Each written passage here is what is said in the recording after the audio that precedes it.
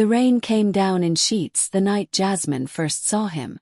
She had been living in Guadalajara for 8 months, teaching English at a language school near the historic center. The city had welcomed her with open arms. Warm strangers, vibrant markets, the smell of birria and fresh tortillas drifting through cobblestone streets.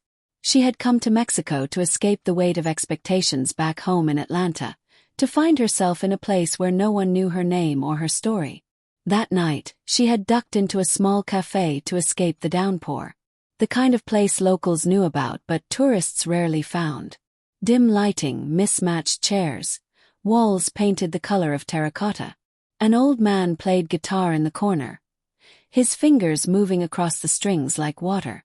She ordered coffee and sat by the window, watching the rain blur the street into an impressionist painting. That's when she noticed him. He sat alone at a corner table, so still he might have been part of the furniture.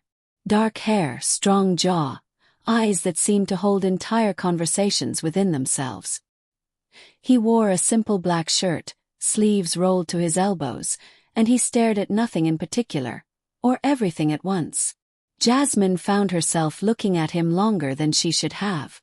When their eyes met, something shifted in the air. Not dramatic, not like the movies. Just a quiet recognition, as if two people who'd been walking parallel paths suddenly realized they were heading in the same direction. He didn't smile. Neither did she. But he nodded, barely perceptible, and she nodded back. The rain continued to fall. His name was Mateo. She learned this 3 days later when she returned to the same cafe. Hoping without admitting she was hoping. He was there again, same table, same stillness. This time he spoke first. "You're not from here." His voice was low, textured like smoke. "Is it that obvious?"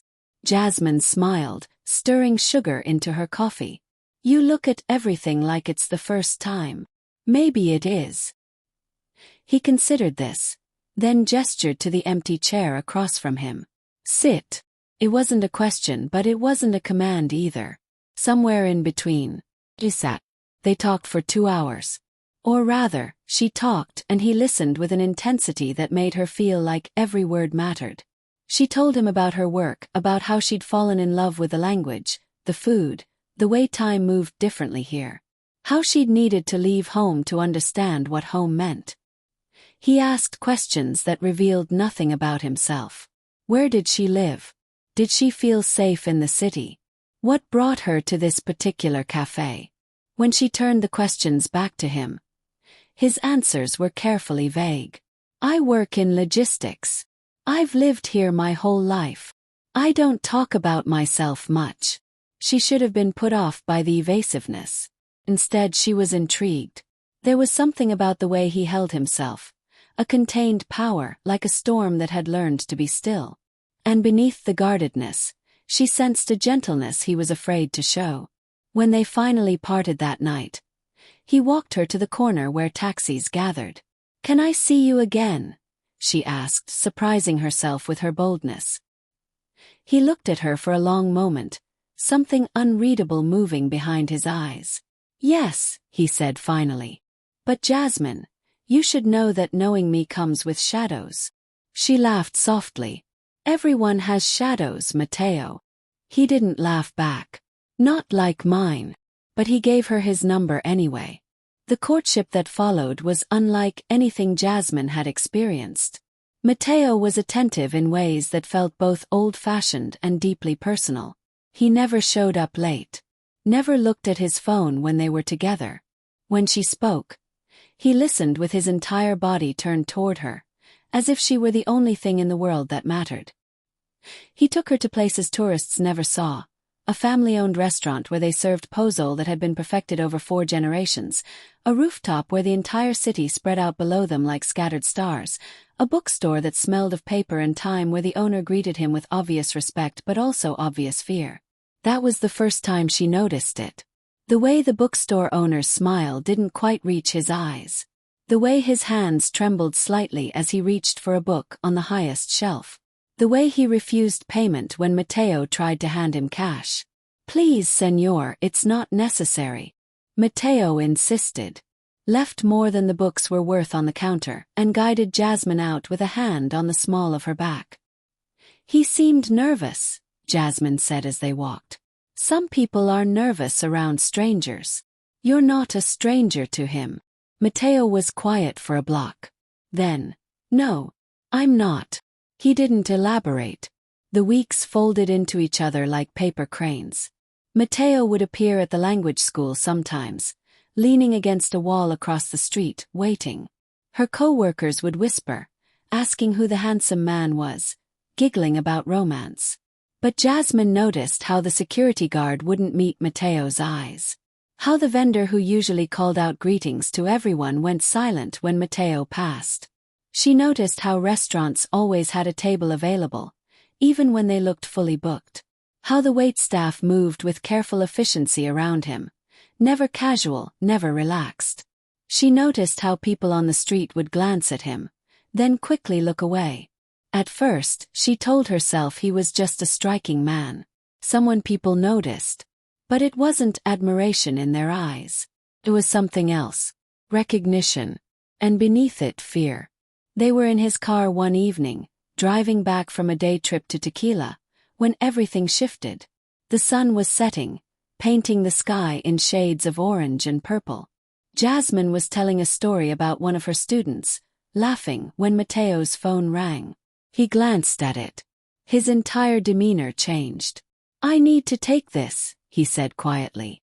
"Of course." He pulled over to the side of the road and got out of the car, walking several feet away. Jasmine couldn't hear the words, but she could see his posture. The way his shoulders tensed. The way his free hand formed a fist at his side. When he returned 5 minutes later, his face was expressionless. "Everything okay?" she asked. "Yes."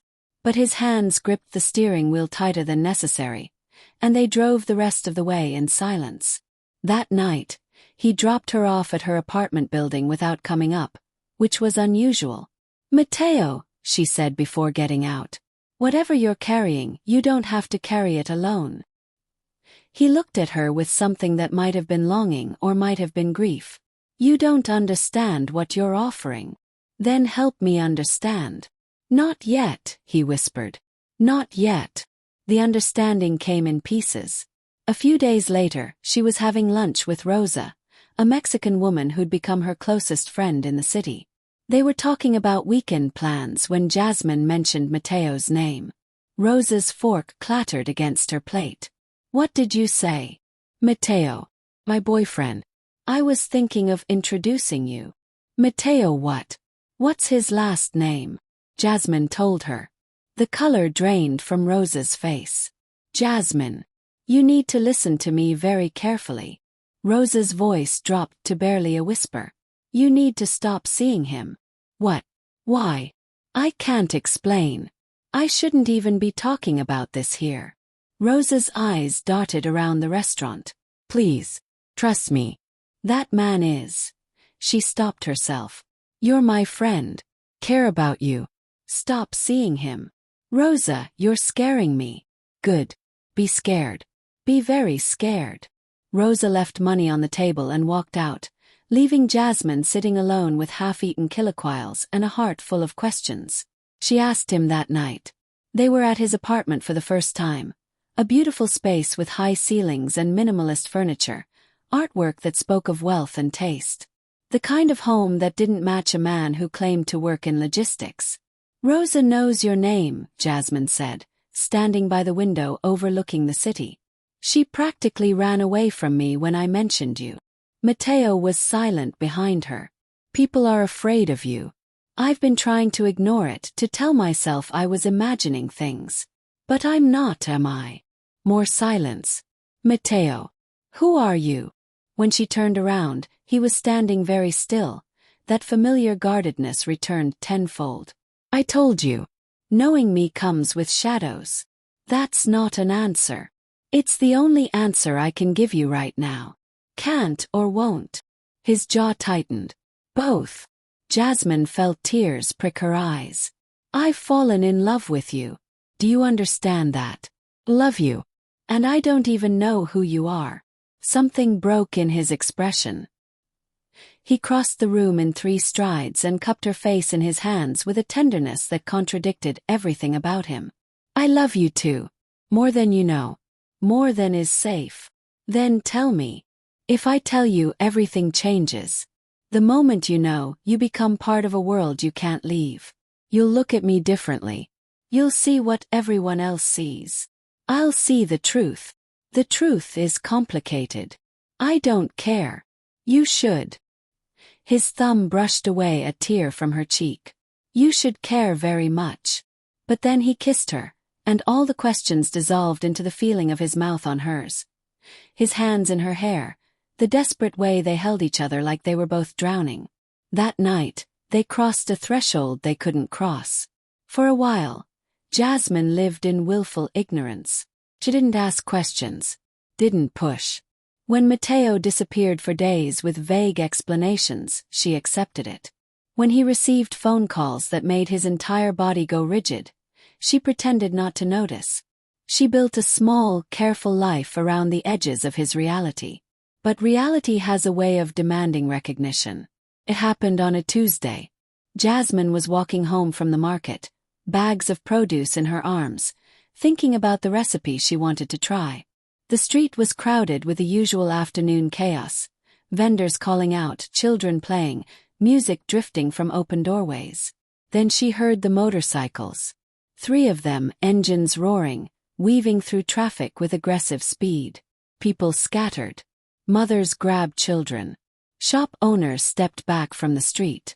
The motorcycles stopped 50 feet from where Jasmine stood, frozen. 3 men dismounted. They wore helmets. They didn't speak. And then, with deliberate slowness, they looked in her direction. One of them raised a hand, pointed at her. Terror flooded her system. But before anything could happen, a black SUV appeared, seemingly from nowhere. It pulled between Jasmine and the motorcycles with precision. The back door opened. Get in. Mateo's voice. Jasmine didn't think. She dropped her bags and ran for the car. Mateo pulled her inside, and the SUV was moving before she'd even closed the door. She looked back through the rear window. The men on motorcycles hadn't moved. They just watched. What was that? Her voice was shaking. Were they going to? They were sending a message. Mateo's face was carved from stone. Not to you. To me. What kind of message? He didn't answer. The driver, a man Jasmine hadn't noticed until now, spoke in rapid Spanish. Mateo responded in the same clipped tone, a conversation she couldn't follow but whose urgency she could feel. Where are we going? She asked. Somewhere safe. Mateo, what is happening? He finally looked at her, and in his eyes she saw everything he'd been hiding. The weight of it. The darkness. The impossible choices. I warned you, he said softly. I told you knowing me comes with shadows. Those men were a reminder that the people I've spent my life protecting and controlling sometimes forget the rules. That even I can be reached through the things I care about. The words settled over her like ashes. Who are you really? She whispered. Mateo was quiet for a long time. The city blurred past the windows. Finally he spoke. My grandfather built an empire in this city. My father expanded it. I inherited it. And I've spent every day since trying to make it hurt fewer people while keeping everyone alive. He turned to her. You asked who I am. I'm the man who decides who eats and who starves, who lives and who dies. I'm the name parents used to scare their children into behaving. I'm the reason the police look the other way and politicians take midnight meetings. Jasmine felt like the ground was disappearing beneath her. You're telling me. I'm telling you that the man you love is not a good man, Jasmine. Powerful, yes. But power in my world comes soaked in blood. Have you killed people? His silence was answer enough. She should have been horrified. She should have demanded to be let out of the car. She should have run. But all she could think about was the way he'd held her in the bookstore. The way he'd listened to her students' names and remembered them. The way he'd kissed her forehead when he thought she was sleeping. Why did you let me get close? She asked. If you knew this could happen. Because I'm selfish. His voice cracked just barely. Because for the first time in my life, I felt like I could be human instead of a legend. Because when I'm with you, I forget what I am. And what are you? He looked out the window. A monster trying to remember how to be a man. They took her to a house in the hills. Safe house, she supposed, though no one called it that. It was beautiful in the way nightmares can be beautiful. All clean lines and modern architecture. Windows that showed the city glittering below like a field of fallen stars. But there were men stationed at every entrance. Cameras everywhere. An invisible cage made of surveillance and protection. Mateo paced the living room while Jasmine sat on a leather couch, trying to process everything. I need to handle this, he said, more to himself than to her. They knew where you'd be. They've been watching you. Watching us. Who are they? People who want what I have. People who think I've gone soft. He stopped pacing, ran a hand through his hair. They're right. I have. Don't say that. It's true. Before you, I made decisions with clear eyes. No hesitation. No mercy. Now I wake up thinking about right and wrong, about the man you believe me to be versus the man I actually am. Jasmine stood and crossed to him. Took his hand. You want to know what I believe? I believe that people aren't fixed things. We're not born good or bad. We're made and remade by every choice we make. You can't remake what's been done, Jasmine. No. But you can choose what you do next. He looked at her like she was water and he was dying of thirst. I can't lose you, he said. But keeping you means putting you in danger. Letting you go means living without the only good thing in my life. Then don't let me go. You don't know what you're saying. I know exactly what I'm saying. I'm saying I love you. Not the idea of you. Not who I thought you were. The complicated, impossible, dangerous man standing in front of me. I've done terrible things. Then do better things. It was too simple. The world was too complex for such simple solutions. But in that moment, in that safe house in the hills, it felt like truth. The next 3 weeks were an education in fear. Jasmine couldn't return to her apartment. Couldn't go to work. Couldn't contact friends except through carefully monitored channels. She lived in the safe house, watching the city she'd fallen in love with from a distance, feeling like a prisoner who couldn't quite identify her captor. Mateo visited when he could, but those visits grew less frequent. He was handling the situation, he said, making sure the message was received, reminding people of boundaries. She didn't ask what that meant, but she saw it in his eyes. The heaviness that grew with each visit. The way he held her a little longer each time, as if memorizing the feel of her. Talk to me, she said one night as they lay in bed, her head on his chest, listening to his heartbeat. About what? About who you were before all this. Before you became what you became. He was quiet for so long she thought he wouldn't answer. Then, I was 8 when I saw my first body. 12 when I understood what my father really did. 15 when I killed for the first time. Jasmine's breath caught. It was him or me. At least that's what I told myself. But the truth is, after that first time it got easier. Not because I enjoyed it, but because I learned to separate who I was from what I did. Became 2 people. The man who could sit at a dinner table with his mother. And the man who could make people disappear. Do you still have to? No, not for a long time. I've built systems, processes. I removed myself from the direct violence. But I'm still responsible. Every act committed in my name I own. She felt tears soaking into his shirt. I don't know how to hold all of this, she whispered. You shouldn't have to. But I want to. I want to know all of you, even the parts that hurt. He kissed the top of her head. You're breaking my heart, Jasmine. You're breaking it by staying. Then let it break. Hearts can heal. Can they? I don't know. But we can try. The end came on a Thursday. Mateo arrived at the safe house in the middle of the afternoon, which was unusual. He looked exhausted. Older somehow, as if he'd aged years in days. We need to talk, he said. Those 4 words. The ones that always mean the world is about to shift. They sat on the terrace overlooking the city. The sun was bright. Children were probably laughing somewhere. Life was continuing, oblivious to the breaking of 2 hearts. I've made arrangements, Mateo said. You can return to your apartment. Life. You'll be safe. What did you do? What needed to be done? Mateo. You'll be protected. Always. My people will watch over you even if you don't see them. But Jasmine, he took her hand. You can't be with me. Not publicly. Not like we were. What are you saying? I'm saying I love you too much to let you die for me. Because that's what will happen if we continue. My enemies will always look for weakness. And you. His voice broke. You're my greatest weakness. So what? I live here forever. Hidden away. No. You go back to your life. You teach. You explore. You live the life you came to Mexico to find. Just without me in it. She pulled her hand away. Stood up. That's not your choice to make alone. Yes, it is. Because I'm the one who understands the stakes. I understand them too. I understand that loving you is dangerous. But I also understand that some things are worth the danger.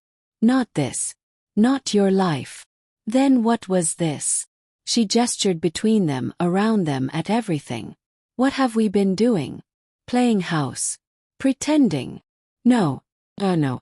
This has been the most real thing in my entire life. But real things end, Jasmine. They end when they have to. They end when we give up. This isn't giving up. This is letting you live. She wanted to scream. To throw something. To make him understand that she was choosing this. Choosing him. Choosing to stand in the shadows if that's what love required. But she also saw the immovable resolve in his eyes. The decision already made. If I walk away, she said slowly, will I ever see you again? He looked at her for a long time. Yes, but not like before. Not in the daylight. Not with your friends knowing. Not with any kind of future. Just stolen moments. Just stolen moments. She felt something inside her crack. I don't want stolen moments.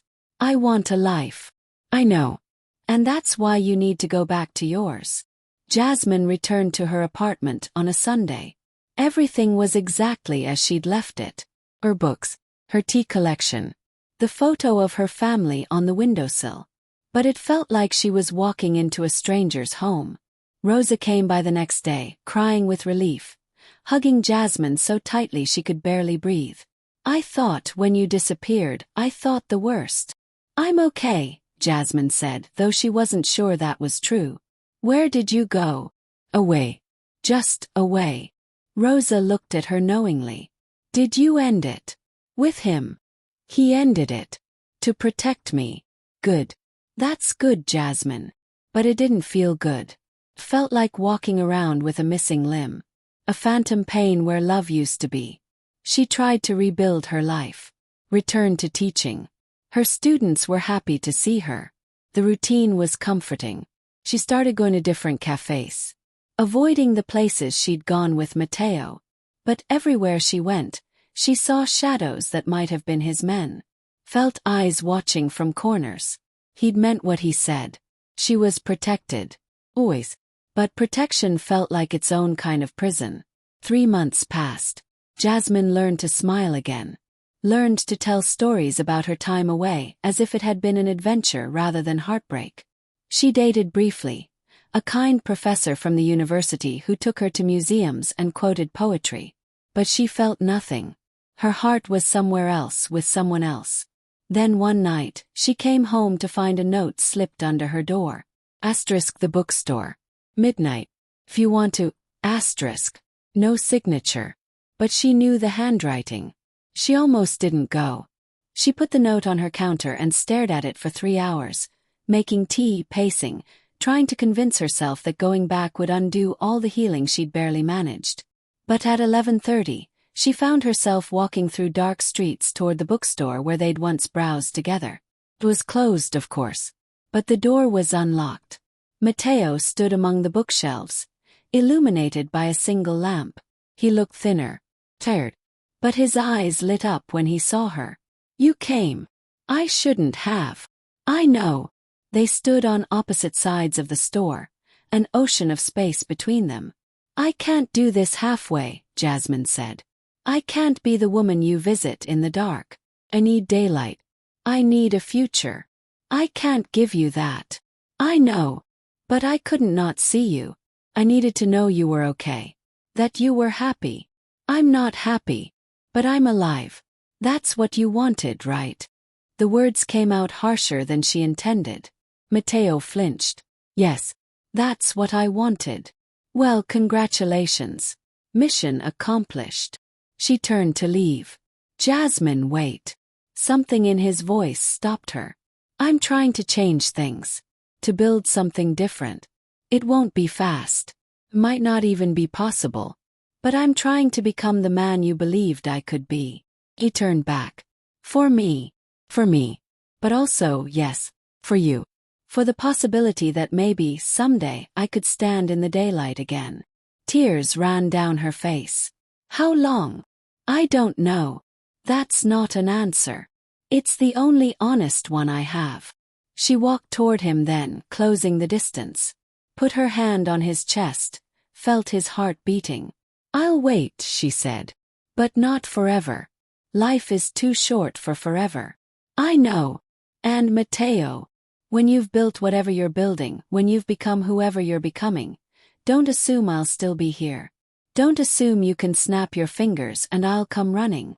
I wouldn't expect you to." "Good." She kissed him then. One last time. Or maybe one first time. The beginning of something new or the end of something old, she couldn't tell. When she pulled away, she didn't look back. A year passed. Jasmine stayed in Guadalajara. She made peace with the complexity of loving a man she couldn't have. Some days were harder than others. Some nights, she dreamed of motorcycle engines and the weight of impossible choices. But she also lived. Fully. Loudly. She took a promotion at the school. Started a book club with other expats. Learned to make mole from a grandmother in her building who insisted on teaching her, despite Jasmine's protests that she could never replicate such magic. She went on dates. Had flings. Let herself be kissed by men who weren't Mateo. But her heart remained guarded. A small, locked room that only one person had the key to. He sent her letters. Not often. Maybe once every few months. They arrived in her mailbox with no return address, written in his careful handwriting on expensive paper. They never said much. Updates on changes he was making. Books he thought she'd like. Questions about her life that she never answered because there was no address to send replies. But she kept every letter. Put them in a box under her bed. Evidence that somewhere in the city, in the shadows she'd learned to live with, someone loved her still. The day everything changed started like any other. Jasmine was at the market, haggling over the price of avocados with her favorite vendor. An older woman who always acted offended but always gave her a good deal, when she felt it. That familiar sensation of being watched. She turned and saw him standing at the edge of the market. In full daylight. Not hiding. Not in the shadows. Just standing there looking at her. Her heart stopped. Mateo raised a hand. Simple wave. Nothing dramatic. She walked toward him, forgetting her groceries. Forgetting everything except the impossibility of him standing in the sun. "What are you doing here?" she asked when she reached him. "I'm done hiding." "What does that mean?" "It means I've spent the last year dismantling everything my family built. Piece by piece. Making deals. Redistributing power. Building something that doesn't require violence to maintain. It's not perfect. Never will be. But it's different. Mateo. It means I can stand in the market with you. Can walk down the street. I can take you to dinner without looking over my shoulder every 30 seconds. Are you sure?" "As sure as I can be. There's still danger. There always will be. But it's manageable now. It's normal." Jasmine felt tears building. "Normal. As normal as my life can be." He stepped closer. "I know I don't deserve you. I know you might have moved on. I know I have no right to ask for anything. But Jasmine, if there's any chance. She kissed him. Right there in the market. With vendors watching and children running past and the sun beating down on both of them. When they finally broke apart, she was laughing and crying at the same time. Yes, she said. Yes, there's a chance. Even knowing everything. Especially knowing everything. He pulled her close, held her like she was the only solid thing in a tilting world. I can't promise you a normal life, he whispered into her hair. I don't want normal. I just want real. Real I can do. They rebuilt slowly. There were hard days. Moments when Jasmine saw the weight of his past in his eyes. Times when fear crept back in, when she wondered if the danger was really gone or just dormant. But there were also good days. Days when Mateo laughed freely. When they walked through the city hand in hand. When he met her friends and they saw not the legend but the man. Rosa took the longest to come around. But eventually she pulled Jasmine aside and said, He's different. I don't know how. But he's different. You changed him. I didn't change him, Jasmine replied. I just believed he could change himself. 2 years after that first night in the cafe, Mateo took Jasmine back to the same spot. It was raining again. Same dim lighting. Same mismatched chairs. Same old man playing guitar in the corner, though his fingers moved a little slower now. They ordered coffee and sat across from each other, just like that first night. Do you remember what you said to me once? Mateo asked. About hearts healing. I remember. You were right. Hearts can heal. They can break and rebuild stronger. Different but stronger. Is that what happened to yours? Yes, because of you. He reached across the table and took her hand. I want to build a life with you, Jasmine. Real one. Not stolen moments. Not shadows. A life with daylight and future and all the complications that come with loving someone. That sounds like a proposal. Not yet. But someday. When I'm sure I can give you everything you deserve. Jasmine smiled. You already do. Outside, the rain continued to fall, washing the streets clean, watering the flowers in the window boxes, sustaining the city that had brought them together. And inside the small cafe, two people who'd learned that love wasn't about being perfect or safe or easy. It was about choosing each other again and again, even when the choice was hard, sat holding hands and drinking coffee and being. Just being. In the daylight. Finally. If you asked the people of Guadalajara about Mateo, you'd hear different stories now. Some would say he was reformed. Others would say a man like him could never truly change. A few would insist he was still dangerous, just in quieter ways. But if you asked about the woman he married, a black woman from Atlanta who'd come to Mexico for adventure and found love instead, they'd smile. They'd tell you about the language school she opened. About the community programs they funded together. About how, on Sunday mornings, you could find them at the market, arguing playfully over which vendor had the best produce, their daughter balanced on Mateo's hip, already speaking 3 languages and laughing at her parents' terrible jokes. They'd tell you that love was strange that way. That it could take the most feared man in the city and make him human again. Or maybe it had never unmade him. Maybe it had just reminded him that beneath the legend, beneath the power, beneath all the shadows, he'd always been human. And humans, despite everything, can choose to be better.